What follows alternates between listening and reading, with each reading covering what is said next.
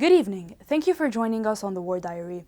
On the 394th day of the war, here are the main highlights of the day at 7 p.m. Beirut time.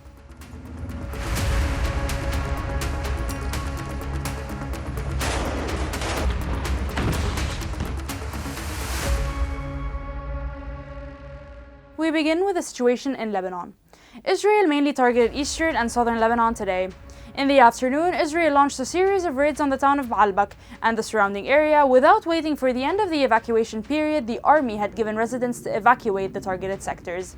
In Baalbek, the first strike targeted a building on the Kayal Road. The second building was completely destroyed in La'is, as was the Al Rida restaurant near the government hospital. In Duris, a building next to the Lebanese University was completely destroyed. Also in the Bekaa, Israel targeted a house on the Mashghara plain, destroying it. In southern Lebanon, the Israeli army announced that it had killed 2 Hezbollah commanders in the Khiyam region. In the afternoon, Israeli strikes targeted Ghaziya and Baysariya and Saida. According to preliminary reports, 3 people were killed and 9 wounded in the strike on Ghaziya. Also in Baysariya, Mustafa Ghazi, a member of the municipal council, was killed in a raid on a residential apartment. A little girl was rescued from the rubble.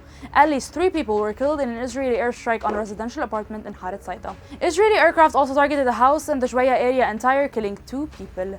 An Israeli strike targeted the main Akroum-Kfartoun road in Akkar near a Lebanese army checkpoint, completely blocking access between the 2 villages. This raid, the first against this locality, left 2 people wounded.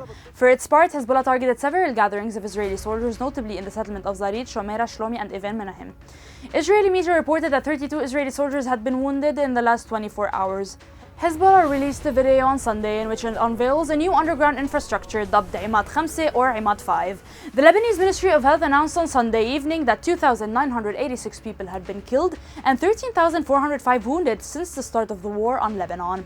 In Gaza, the landlocked Strip's Ministry of Health announced that 43,341 Palestinians have been killed and 102,105 wounded.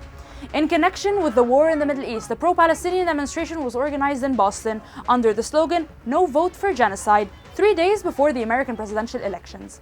On the diplomatic front, Turkey has submitted a joint letter to the UN signed by 52 countries and 2 organizations calling for a halt to the supply and delivery of arms to Israel, the Turkish foreign minister announced today. Nevertheless, US B-52 fighter jets have arrived in the Middle East, the US Armed Forces said on Saturday, the day after the Pentagon announced new military deployments to defend Israel against any possible attack from Iran. And that's it for today's recap. See you tomorrow for another roundup of the situation. Until then, stay connected on our website www.thisisbeirut.com.lb and on all our social media platforms.